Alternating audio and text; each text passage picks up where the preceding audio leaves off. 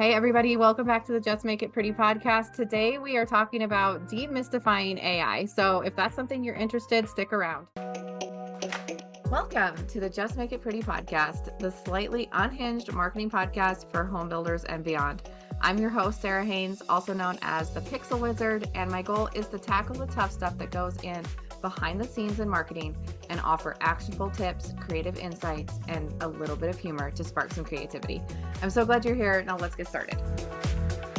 Hi, guys. Welcome back. So today I have my regular podcast partner here, Shari, again, and we are talking about AI. So, Shari, we were talking about this a couple weeks ago, or maybe it was a week ago. I can't even remember. And you actually recommended making this a podcast episode. So here we are. Yeah, what are your initial thoughts on this topic? We were talking about it, and AI is like such a huge topic right now, but something that I don't hear at all is the feelings around it. We do talk about, I don't know how to use it, it's confusing, but it's that stigma of, oh, you used AI on this, or when we're building websites, so you're not going to write a blog with AI, are you? Or you're not going to build this website with AI, and it's why not? And I get the reasons because a lot of people are quick to use it and don't really Mhm. use it properly. But that's not to say that using AI is bad in any way. Yeah, it is an interesting thing because I've noticed the same kind of reaction from people. And it was actually a little bit ago, I was interviewing a copywriter and this came up and it started that thought in my brain because I was talking to her and one of the questions I asked was, how do you use AI in your process? And she was so just, oh, I would never, like, no AIs used. Don't worry. Everything's gonna be written by me. Everything is human made. And at the time, I was like, oh, okay. And she definitely thought that was a big positive, which it is in some senses, right? Like we want to make sure that she was trying to portray that she's doing quality work, which I appreciated. But at the same time, I was like, but you could use AI to your benefit. Like you could make yourself better with AI. So the fact that she was like, I would never do it, I was like, that's an interesting way to talk about it. Because if she had said, oh, I use AI to come up with content ideas, and then I take that and I work out an outline and like talk me through how she used it, that would have also been like really good for me. I would have thought that was really good. So she just got me thinking about this. And then there's been other instances along the way where people have said similar things, or they're like, I don't want my boss to know that I use AI, or don't tell anyone I use AI to write social captions. And it's kind of funny, like, why is that looked at as a negative? Especially with the way that technology always is changing. We're always trying new things. So wouldn't that be something that's celebrated? I don't think for the most part technology is celebrated until the majority of the people who have adopted, and suddenly as a group we get brainwashed and we're like, oh no, I've always used it.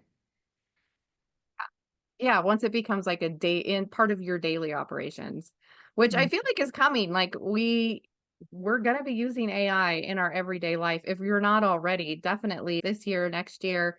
So I'm interested to see how that stigma changes, but I think one of the ways that we can change it and push forward into like new innovations is to talk about it. Is to use it. And it's, I think a lot more people use it than they say. If we can just take that first step to being like, hey, it's okay that you use AI. It's not okay that you use AI incorrectly, but it's totally okay. And it goes back to, like you had mentioned, Googling something used to be, oh, my age. I used to remember when people were like, oh, you probably Googled that. And it was so looked down upon. It's actually funny, total tangent. But I used to work for Ask Jeeves, and I don't know if anyone listening is old enough, but Ask Jeeves used to be like a manned Google. Like I would, after school or whatever, hop onto my computer and I would go onto a browser and people would text in questions and I would type the answer. So I was Google. And then Google came to be and everyone use Google now. So if you don't know how to use Google, you're just like, why didn't you Google it? So you go from don't Google to seriously, how do you not know how to, why are you asking me? You don't know what Google is? Yeah. Yeah, for sure. That's so funny. I remember Ask Jeeves. I remember typing in there. I never answered anybody's questions, but I definitely would look for answers there. It's so funny how those things just leave too. Like I haven't thought about Ask Jeeves in ages. Seriously, it's funny. Ask Jeeves was like such a big thing, but no one remembers it, and now it's all Mhm. Google. But I look at ChatGPT, and I personally, I wonder if ChatGPT is going to be like Ask Jeeves because it's going to manifest into all of these other things and be specialized, and we forget that's how it all started. Yeah. Yeah. And I think people in general are just not really good at looking back and seeing where all we've come. I know I'm not always good at that. So that was one of the things when we were talking earlier was you gave me a whole history lesson on AI, which was really interesting. And so I want to give you that opportunity to tell everyone else that too. Excuse me. But it was really interesting because we're not great at looking back. As nostalgic as I am and how like sentimental I am, I do not look back at like where we've come and how things come to be. So I want to give you like the next section just to talk all about your history lesson and just say whatever because it was super interesting last time. And it wasn't necessarily about AI. We were talking about demystifying the use of AI and where AI has in the future. And I was saying to you, like, I always think it's funny when technology or innovation helps people be faster and more efficient. There's always this resilience and is looked upon as poor quality. And I made this joke about back in the prairie days, you would sit outside on your porch with like your bonnet, because only women did it. This isn't sexist, this is facts. But you would sit in your porch and would just churn butter all day. And that was the whole thing. And now, like, you go to the grocery store, I Instacart my butter. So I don't even go there. And that was an invention of the Industrial Revolution. When the Industrial Revolution came to be, all of the manual labors and things that we did were eradicated. Instead of walking, you had cars. Instead of sitting there and crafting a chair, you had a conveyor belt of people doing a specific thing. So labor became incredibly efficient and it completely changed. And but when it first started, there was a stigma of, oh, you bought that, like you didn't make it, you know what I mean? So now take a look at your house. How much of that did you make? So we've come a long way, and that's how I look at AI. Right now, we're at the first factory was open. That woman is sitting in her patio churning that butter, judging you. And you're dumb. Like you don't make your own butter. This is crazy. And AI is doing that for us intellectually instead of the way that the Industrial Revolution helped us be more efficient in terms of like labor and manual labor and building things. AI is going to help us think faster, be more efficient. And soon, whether you find this scary or not, AI is going to think for you. And soon, our children are going to be like, oh my God, you sat there and thought about it yourself. That must have been terrible. And that, all joking aside, I'm pretty confident in that. Mm-mm. Yeah. It's funny too, that's a tangent, but I was watching TikTok the other day and now there's a whole like trend about people that are back making their own butter and they're like, this is how you do it. It's so funny.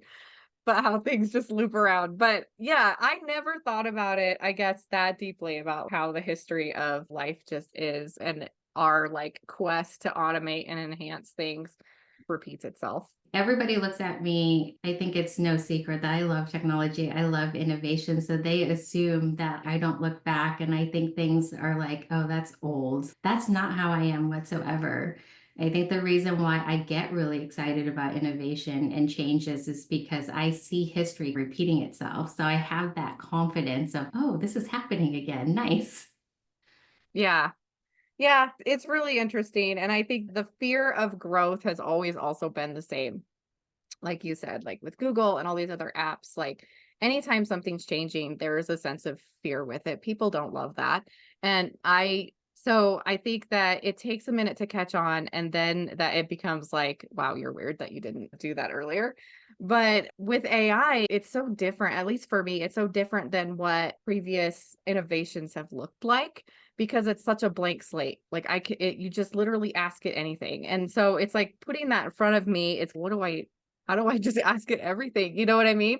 So I'm sure that other people have that same sort of feeling. It's so much that there's so much possibility that you're like paralyzed by it, which I think is a totally natural human response to some of these changes. Yeah, but if you think about it, how's that different from Google? I remember typing in like that bar, I can ask it anything. But it's funny because before, when you used to Google, it would sometimes send you to links where you're like, that's not what I asked. So you learn to ask it differently. There are certain things where you're like, type into Google, and people who know are like, don't type that into Google. Oh yeah, for sure. That's also, I think, a trend on TikTok. Do not Google this. Do not Google this. But AI is the exact same thing, right? And funny enough, now that we have AI, there are still people who are like, can you Google this? My husband, my sweet, smart engineering husband, sometimes I'll be like, can you Google this for me? And he'll Google, oh, it didn't come up with anything. I'm like, interesting. So you're trying to tell me that Google did not come up with what kind of red was Elmo? Google just doesn't know. And it's because like he The still result. learned how to Google. But That's I so think funny. that's the same with AI. It's just, some people will adopt it and learn how to AIs like they learned how to Google, and other people are just going to be like, don't know, Yeah. don't care. Yeah. Yeah. And I think my theory is that the people who do adopt it are going to start outperforming, outranking those people, and they're going to get left behind. So it is super important that we just continually talk about it and try to understand it more. I think because it's still new enough, everybody has a chance to still be on top of it and to not be left behind. So I want to make that as simple as possible. However, with the way AI is, you can literally ask it to teach you about itself. So that's a kind of a different thing because with Google, I can Google, how do you Google something? And there may be an article that someone else has written about Googling something, but you already have to know the thing, right? Like you can't really learn that way. Yeah. So with AI, and I did an episode on AI a little bit ago about how to use it and like ways that I use it. But it's really about first you ask it the questions, you train it what you want it to tell you or how you want it to tell you that, and then you get something back and edit it. So it's a very iterative process, but it's uniquely good at realizing your patterns and the way that you want information like told to you, which is very unique. However, I think that it does require some knowledge in order to make that successful for you, for it to actually work in the way that you want it to. Yeah. And I guess I've been playing with AI for a year and a couple of months now, like truly just every single day. And unlike Google and churning butter and anything else, I find AI to be incredibly easy to use because, like you said, it teaches me. And the only difference is I'm a very curious person, but I'm also curious when AI tells me something, I'm like, why did you say that? How did you come up with that? Is there something? So it's very much like a toddler sometimes where I'm like, why? How? And the more you dig deep, the more it tells you the truth. And that's with AI, it's your friend. When you ask, how did your day go? I was like, oh, it's fine. And I'm like, okay, what did you do? I went to Sure. this coffee. And the more questions you ask, you're like, oh, so it wasn't fine. It was the worst day of your life. So AI is the same thing.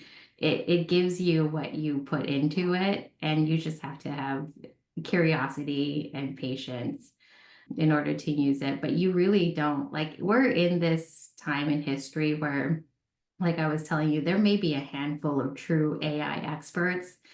Those people are not making TikToks. Those people are not having webinars. So really, we are right now, as it stands, in an even playing field. You have this cool, neat toy that pretty much is a self-serve, and the more effort you put into it, the more you'll learn. I think it's great to ask other people, like, how do you use it? What are your prompts? But in this moment in time, I don't think there's anybody that's way ahead of anybody else, to be perfectly honest with you. Yeah. Yeah. And if you hear someone that says that they have mastered Chat GPT and you should give them hundreds of dollars to learn their prompts. Don't do that.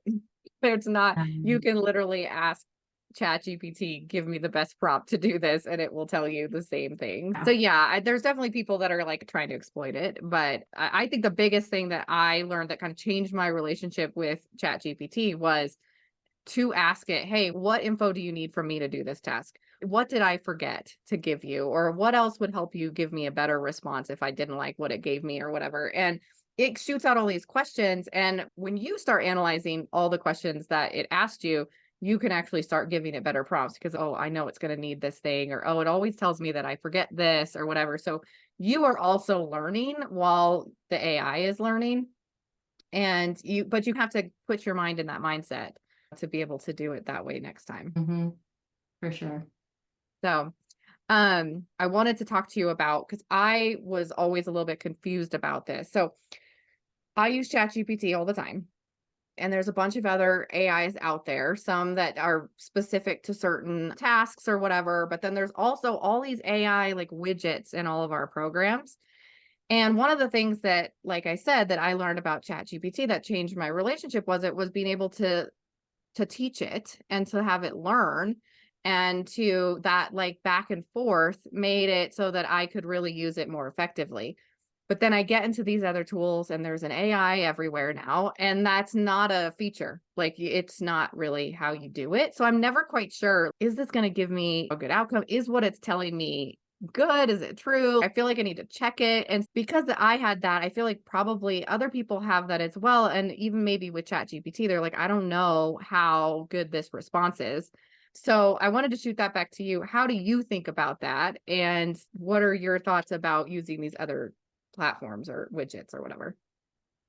And this is where getting back into the origin story of ChatGPT is really important to understand is before ChatGPT, Open AI built it on a program called Dolly. And Dolly is at the core of ChatGPT is the thinking process behind that. But in order to make it easier and more palatable to the general public, ChatGPT was created. And ChatGPT is like a layer over Dolly, where it's just like a general filter of open house a or open house. I always say open house. They named their company on purpose. I know it. But OpenAI built ChatGPT so that it can answer pretty much any questions without having to understand code, without having to understand the way that these computer process, because they're not reading your words, they're reading the code behind those words.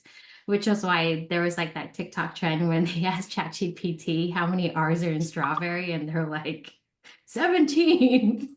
And there was no Yes. way for it to understand how many R's because they're not reading your letters. They're reading like the code behind it with all of that internet. And that's all to say when you look at other apps like Claude or Perplexity or Notebook LM, they're all building it on either ChatGPT itself. So sometimes there's a filter. When you're looking at ChatGPT, it's a layer on top of Dolly. And then when you look at Perplexity, truthfully, I don't know how Perplexity was built. I never actually looked into it, but I suspect that Perplexity is actually a filter of Dolly, of ChatGPT on Dolly, and on top of that. So there's different layers.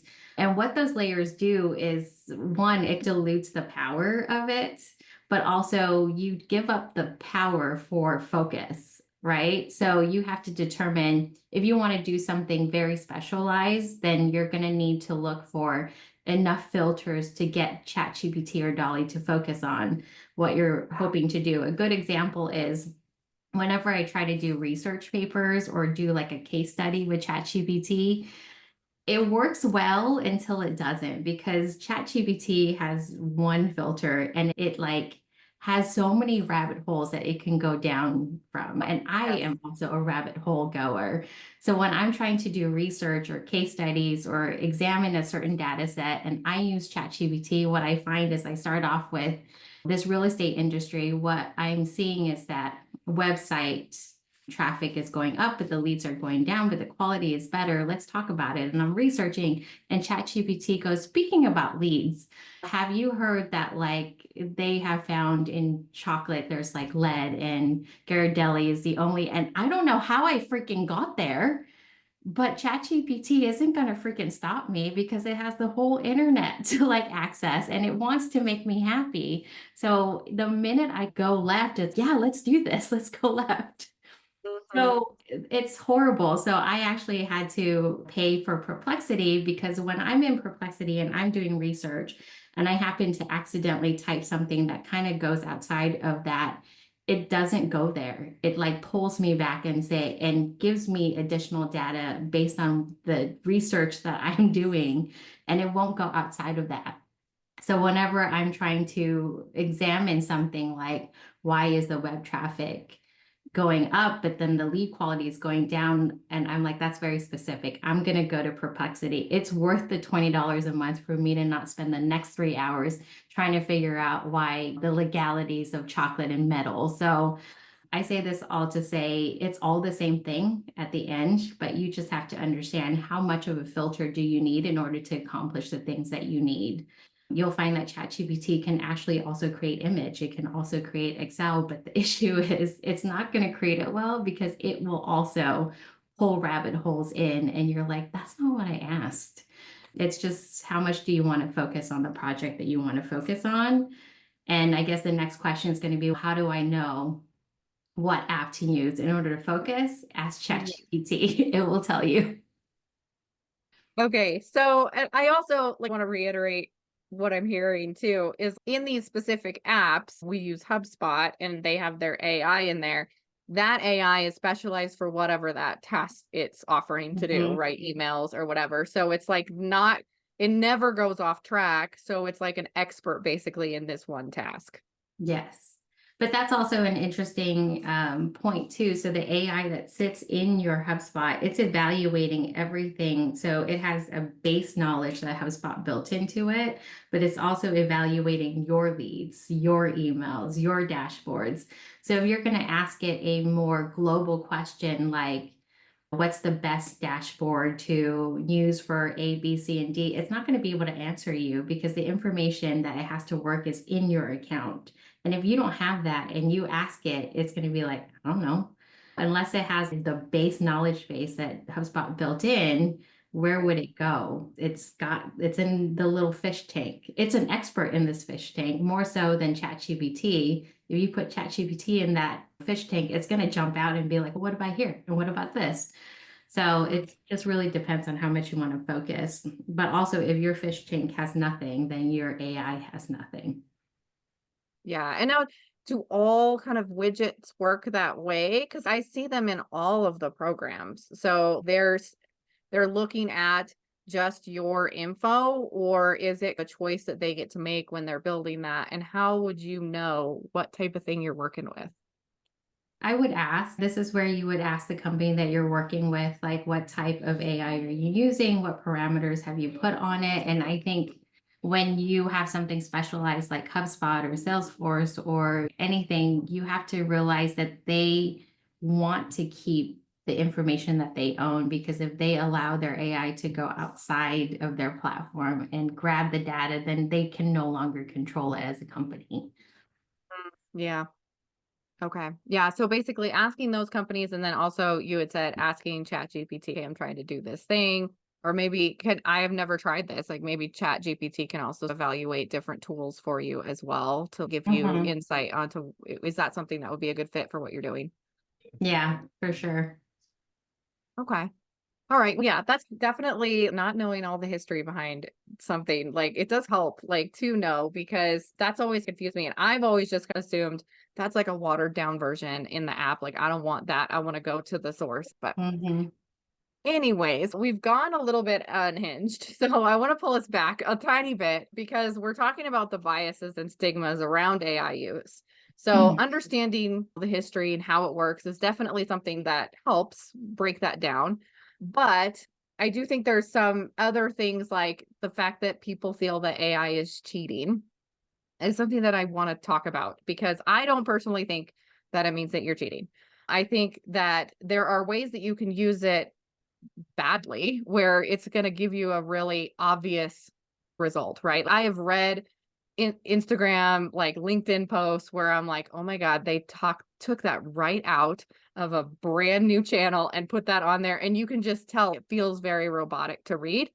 And I have had that reaction. It's like they put no effort in. Mm. But I think if you're using it correctly, and you're using it as a tool and not as a replacement for yourself or any effort on your side, then it can be just that. It's a tool, it's an enhancement.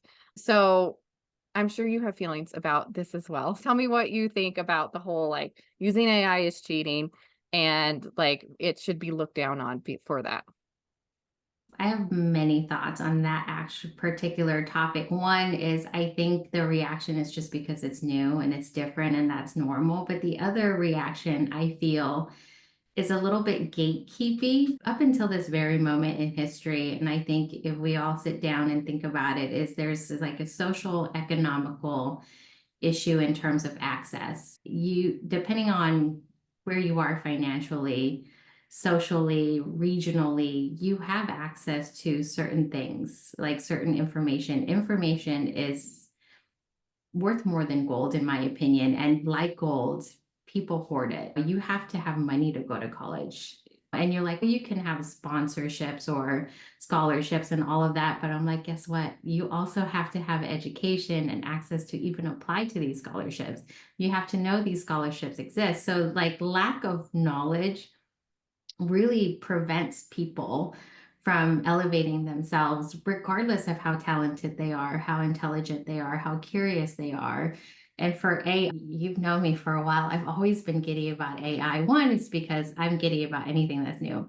But two, I see the like social impact that AI has now. Now, obviously, you still need a computer, you still need an internet, you still need running water, but AI opens up access much more than it has before because now, as long as you have a computer, as long as you have internet, you can go on ChatGPT and you have the world at your fingertips.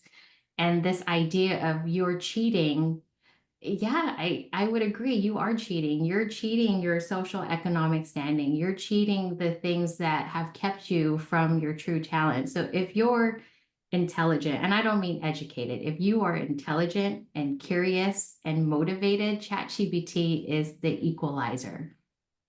It Mhm. now gives you all the information you need to succeed. And when I see someone saying, oh, you use ChatGPT, best case, you're afraid of something new. Worst case, you're trying to keep someone else down. So I would argue that it's bad for someone to keep someone down because they know that it is an equalizer. It's worse if that person is you. Yeah. So Yeah. I would just say, just do it. Just Yeah. open that browser. It's pretty simple. It looks like a little notepad and just start talking to us. Hi, I'm sure that's funny because November of last year, I opened up ChatGPT. It was still free. You couldn't pay for it. And I'm like, hi, I'm Sherry, and I am so excited you're here. Here are all the reasons why. And that's how it started. I wasn't like researching prompts. I wasn't like, I Mhm. just talked to it. And Yeah. that's where I think you should start. And the stigma, I think that the stigma of something new will go away and it will be replaced with the realization that a lot of our jobs are in jeopardy because we have had the luxury of having gone to a good college, having an internship that was valuable. But now it opens up to somebody who's hungry or who's more curious, who's willing to work harder. And that eliminates a lot of obstacles for people. Or for someone who has had the education, who has had the access, but is also hungry, is also curious, this amplifies your skill. And I don't even want to know where that's going to take you. Yeah. I think it's the mind shift change, right? To take it to be like, this is a teacher for me. What if you just took your writing, you wrote a blog or you wrote a social post, put it in and said, evaluate this, tell me how I could be better. Now are learning from the AI. And that's something that even in school, when you're in college, like you don't get a lot of that feedback a lot of times. Like your paper gets graded and you're like, awesome, and you leave, right? But now we actually can learn in little tidbits. I found that that's the way I learn best. Like I get a little bit here, I get a little bit there, it percolates in my brain, I go try it, and then I actually remember these things that I learn. So asking it to really be the teacher is such a game changer, and it really does open up so many opportunities. But I love what you said, like you have to be curious for that to work. I think that's totally key to anything with AI. You have to be curious and not afraid of it in order to get better at it. For sure. This is where imagination and curiosity is going to really be rewarded. And that's great for me because my imagination and curiosity hasn't been such a great tool for me up until this point. Yes, you have to direct it correctly. But yeah, it does. It really does. And yeah, I think we have to break out of the very initial things that they said, oh, AI can do for you. For whatever reason, I always think of making meal plans. That was the first thing that I did. And now I still hear people talking about that. You have to think of new ways. And we didn't start talking about the two of us. We didn't start talking about AI until, I don't know, 6 months ago. But like I started using it right away. And it's funny because I did the same thing that you did. I like started talking to it as if it was like a robot. I was like, hi, what can I do? And this is who I am. Like, what can you help me with? And just having a conversation because it's a chat, right? Like in my mind, I was like, it was a chat. And so I just talked to it like anything else I would chat with. But now I say treat it like a person because the more you think of it as a robot, the less you're able to teach it. So it's a two-way street, right? If you think of it as a person, you can say, okay, you evaluated that for me. Thank you. But I'd like you to give me this answer in this way. Or can you just format that into a table for me? Because that's how I like to see it. And then it remembers and it starts doing that. So the conversation piece is important.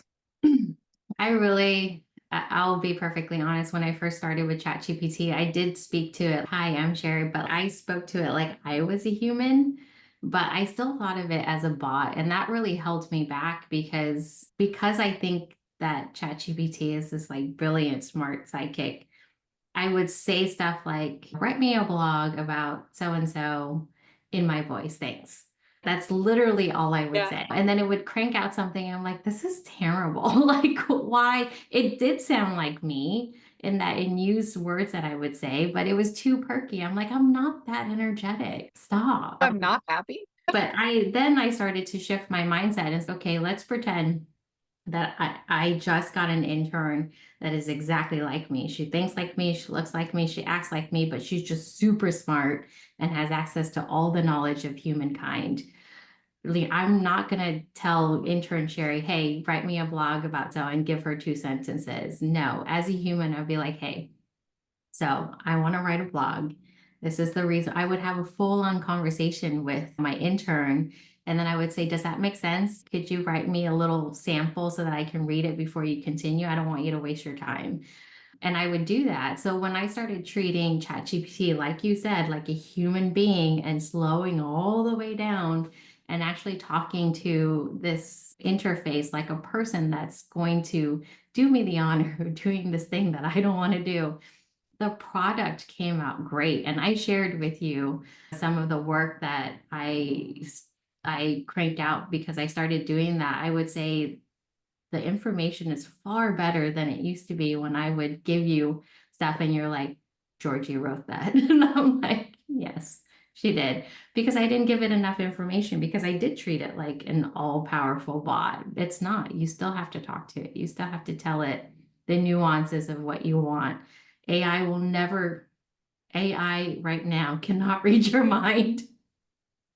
People like, I don't want to say what will happen in the future. I don't want to make assumptions. It may.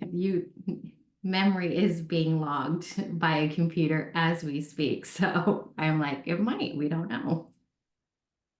That's so funny. You were the one that first told me that you named your chat GPT. So you just said Georgie, that's her GPT's name, which I thought was so cool because it put me in that mindset of this is a person. So like I Mhm. named mine Donna because after Suits, because she's the best assistant in the entire Oh, world. So mine's Donna. But yeah, like it's a conversation, it's iterative and asking it to teach you. I think those are all like the biggest takeaways anytime I talk to anybody, that's what I want them to know is if you do those things, you're going to be able to continually get better. And of course, as it grows, like there's going to be new things, but that's right now my general advice. But okay, so let me see here. So we talked about all of that. Let's talk about using it as like a shortcut or like to increase time or like increase our time in the day to decrease the time it takes to do actual tasks. It's funny because anytime I use ChatGPT and I'm like, okay, this task that was supposed to take me an hour took me 5 minutes. So now what? It's okay. Do we send it to the client and be like, oh, it's done? Right? Because yes, I've put in my expertise. I've put in I've not just taken it directly out, but still the amount of time that it took probably wasn't actually 5 minutes. The time that it took that it was supposed to be, like if I had done all of these steps from my brain, was a lot longer.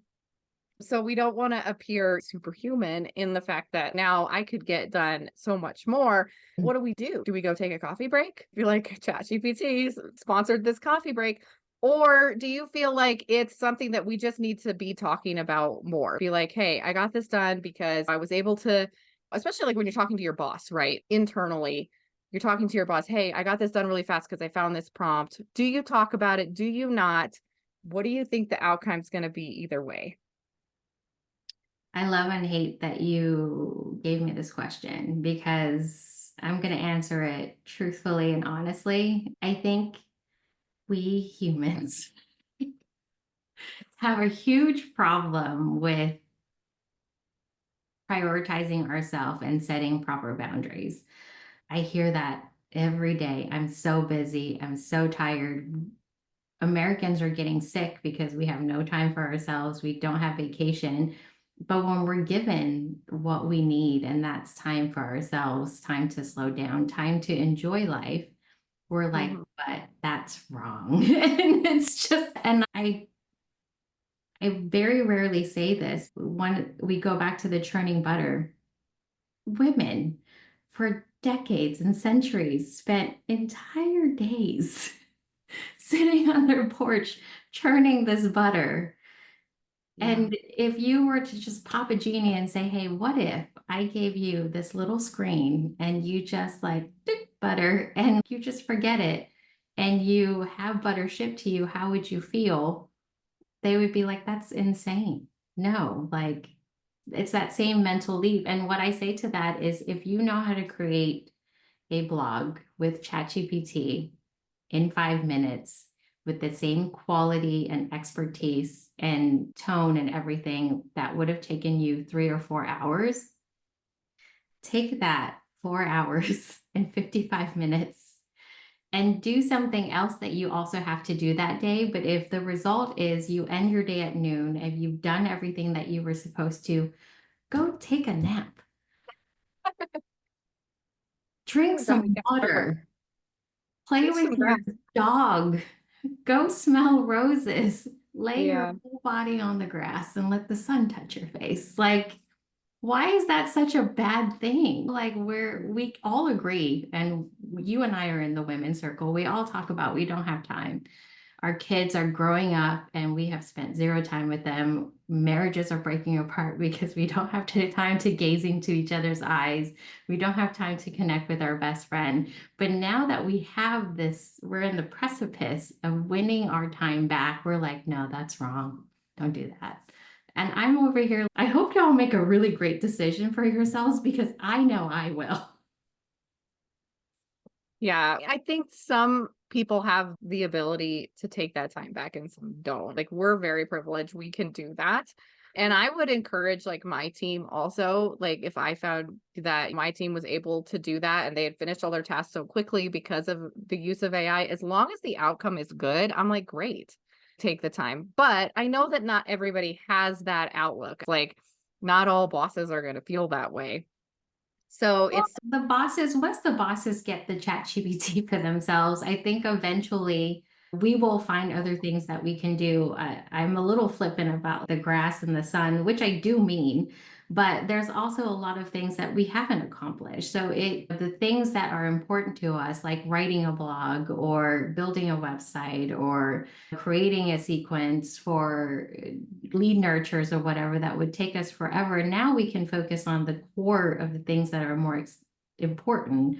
Now, a company that it takes you 10 years to grow to a certain amount, now it takes you 3 years. Now Right. that the medical industry is a good indicator as to what happens when AI takes over. I don't know if you've noticed Christina Aguilera's face, but this woman has gone from 40 years old to 29 years old. That is the use of AI, y'all. Yeah, Lindsay Lohan too. She looks incredible. Yeah, make no Like, mistake, that has to do with like innovation and AI. AI can now research way longer. You have a team of researchers sitting there Googling the shit out of their machines. Sorry to cut, but their now research is a lot faster. Like all of this technology and innovation is going a lot faster. And I would like for us to get to a point to where we can take some time for ourselves. But if you really want to go down a rabbit hole and totally unhinge, I will remind you that in about 50 years, the human population at this rate is going to plummet down to way less people. With way less people, how are we going to do the things that we've done with less teammates? Like AI has come to the rescue of humanity and society. And whether or not everyone is on board, as long as a few of us are on board, we're going to be able to augment the missing people in our society and in humanity. So I, I don't think that's going to be a problem. Right now, there's like a small time in history where you can write that blog for 5 minutes and go touch some grass, but eventually we'll adapt. We'll find ways to spend our time in a more meaningful way. I don't think that it's a problem for me to not have to sit here for 16 hours trying to research something. I think it's a good thing that now it takes me 30 minutes so that I could take what I've learned and actually apply it. And instead of now we're not thinking about days, we're thinking about weeks, we're thinking about months, we're thinking about years compressed into a smaller time. So you're just going to achieve more things in a shorter period of time. yeah. Make Well, no and that's mistake, what, there'll be a few years where we're waiting for people to catch up. So people are like me, like we're going to goof around. I'm sorry. It's going to happen. I deserved it. you totally do. But I think it's the benefits. It's thinking of that everything is faster now. Research is easier now. We can spend our time on things that are even more impactful. And that's what you have to do as a leader. Empower your team to use it so that they can get to that point. They have to practice, they have to learn how this works. So if you empower your team now, yes, they're going to be like, oh, this blog only took 5 minutes. Amazing. But as you start coaching them through that and be like, okay, so now we can do this other thing. You can do more training. You can enhance your skills somewhere else, leading your team rather than being like, don't look over there at ChatGPT, pretend that doesn't exist because you want to keep everything, how it is now, which is comfortable. Like you're actually cutting off your progress later on, and empowering your team now is only going to help you.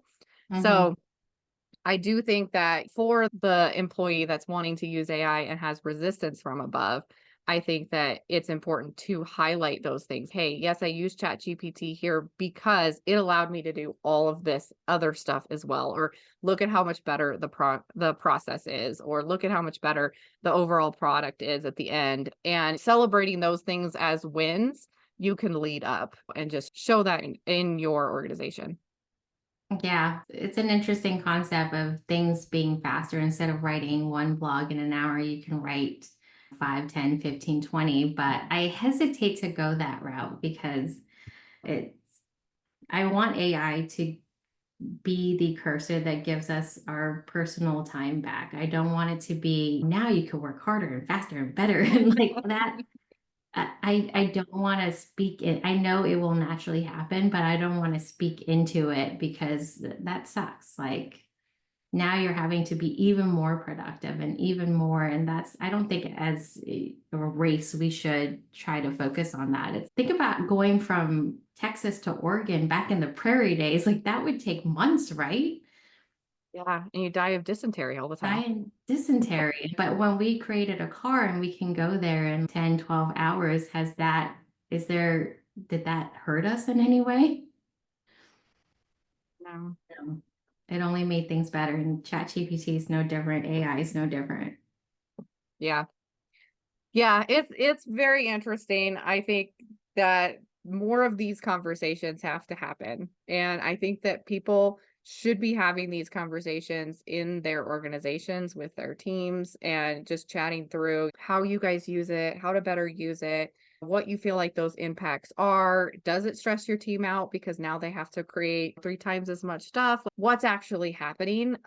Because those stigmas come from unsaid thoughts, unsaid feelings, and fear. So, in order to dispel that, you have to talk about it.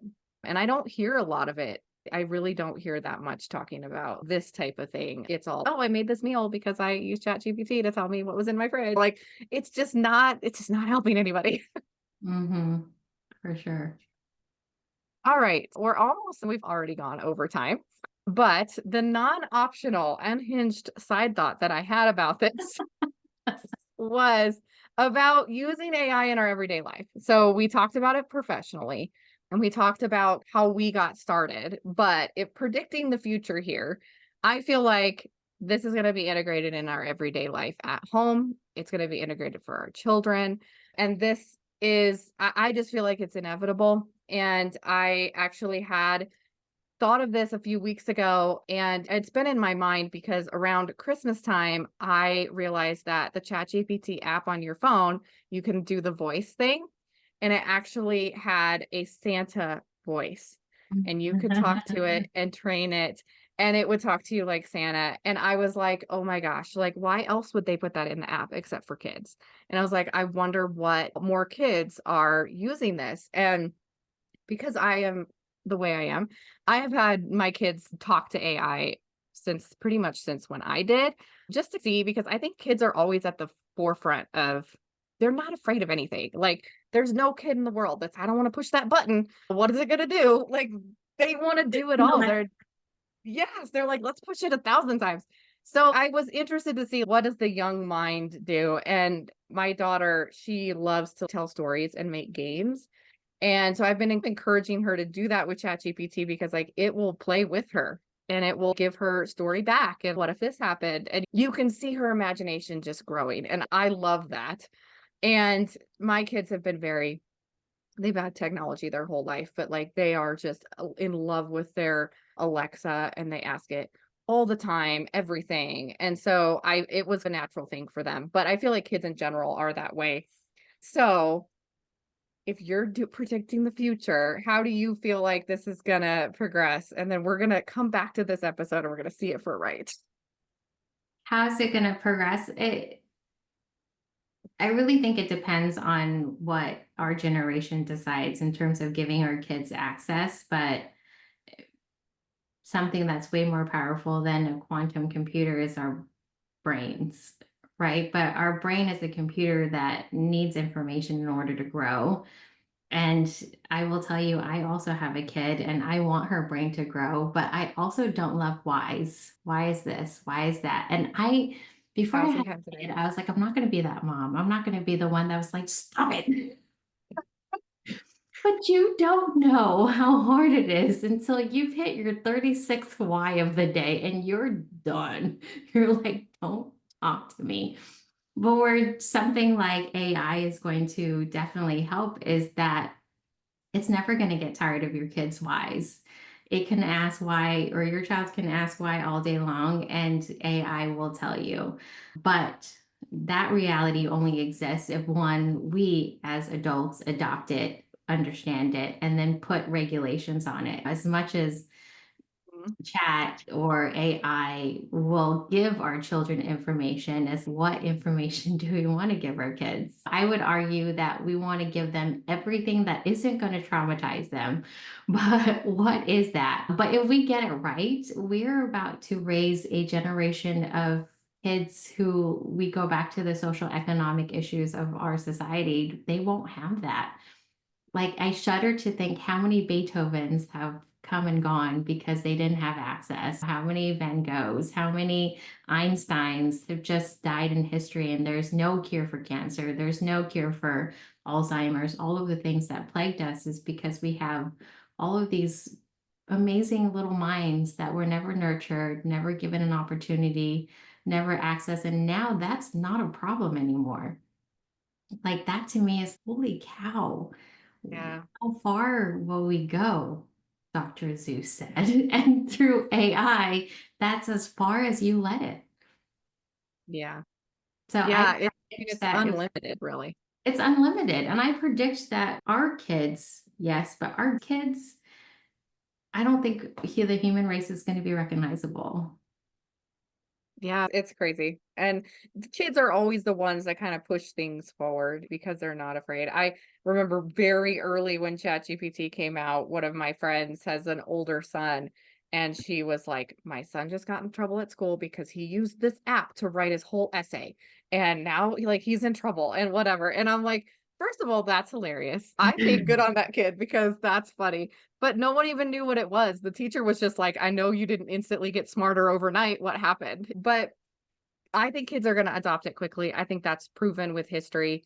I also think that the more we integrate it in our personal lives, and I rag on the people that use it for meal plans, but honestly, that still is a time saver, right? Like, why not? Just don't stop there, okay? Use it for more.